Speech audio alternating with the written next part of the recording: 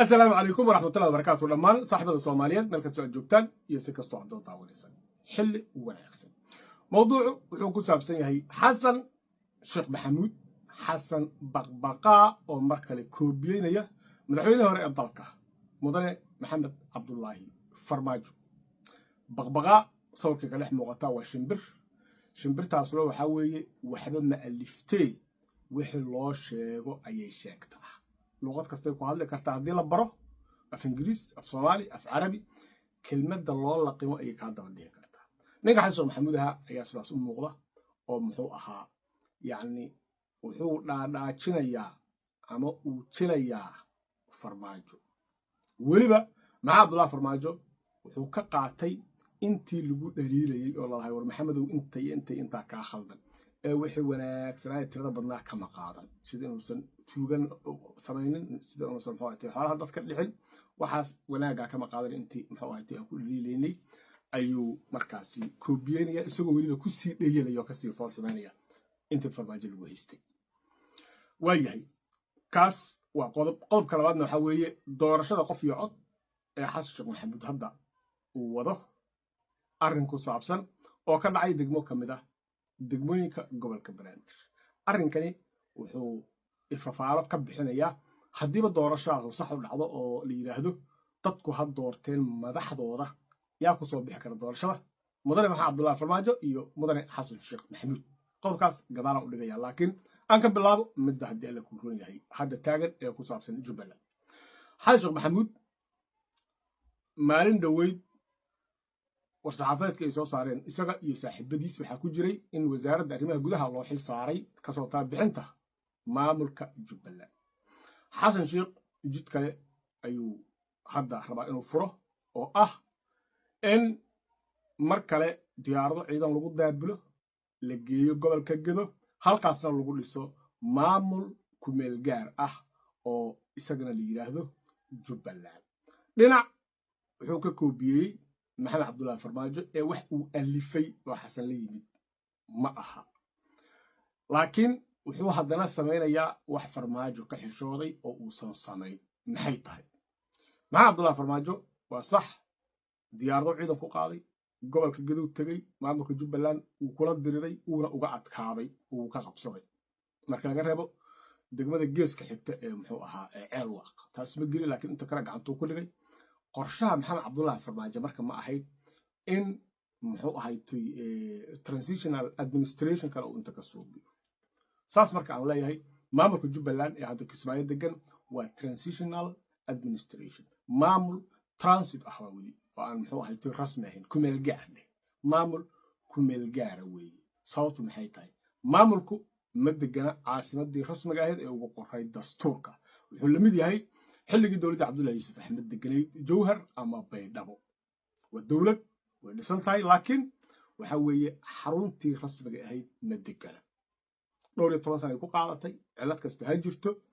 waxa weeye marka maxamed Abdullaah Farmaajo uu ka xishooday iyadoo maamul ku meel gaar ah Kismaayo degan yahay caasimadiisa rabay inuu guuro in maamul kale oo isna muxuu ahay transitional ah oo ka dhiso muxuu ahay gobolka Gedo transitional waxba isma dhaama waxa weeye waa culayskii uu la sii badiyay qorshihiisu marka wuxuu ahaa maamulka yaani ciidamada uu geeyay aan dhaho ciidamada uu geeyay gobolka Gedo wuxuu rabay inuu inta si fiican dadka deegaanka u abaabulo tababaro ciidamo sameeyo ciidamo beelad ayaa la xareeyay oo dadka deegaanka oo dhan ka kooban kuwaas iyo kuwii xoogga dalka meesha la geeyay inta la iskaashado caasimadii rasmiga ahayd ee Jubbaland Bu'aale la tago halkaasna maamul rasmi ah loogu dhiso Jubbaland qorshii maxamed Abdullaah Farmaajo kaasuu ahaa laakiin xasan sheekh maxamuud uma socdo Bu'aale waa duu Bu'aale qabsan karo masaajid Calguudi aadi abaal kama soo carareene wuxuu rabaa si sanduuqyada uu wato la ordayo oo u meel mariyo in maamulku meel gaar uu ka dhiso gobolka Gedo magaalada Galbaharey weliba waxa weeye beesha Mariixaan madaxweyne uga dhigo uu yiraahdo halkan jooga adika ay aqoonsaday waxa weeye hawsha anigu aan rabana iyo qabta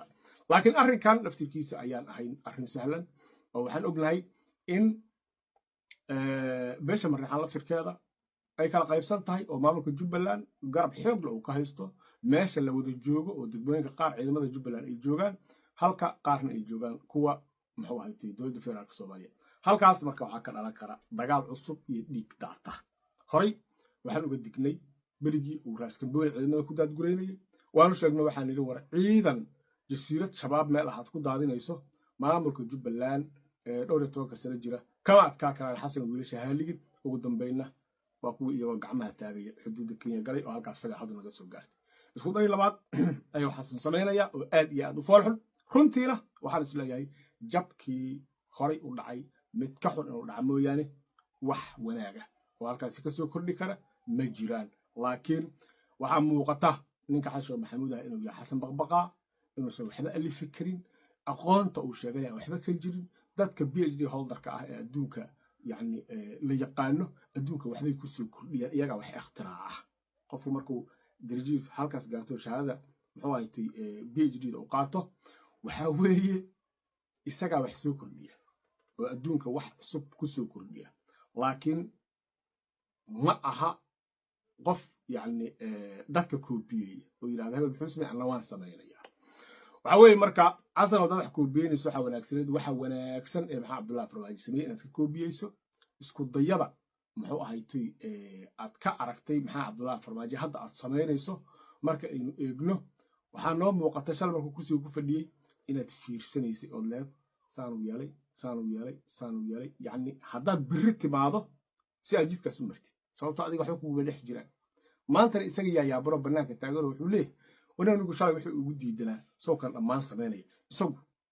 فهم أو حكو محنا اختراع عمل مياه قالوا لي يابي وعوي مركا حبا كسو كوري ميسيد ويبا وحي محمد عبد الله فرماجو لغو هيستي نيجاتيف كاها اياد وحاوي لما سمينيسا adigoo ugu horeeyay dadkii shalay ku diidana waxa duuban adigoo leh gobolka Gadaa tusaale ahaan ciidamo lagu daadgulay dad deegaan oo meesha iska degoona nabad haystaan la barakicin saana la suubiye adiga ayaa hadda sameeyay waxa weeye marka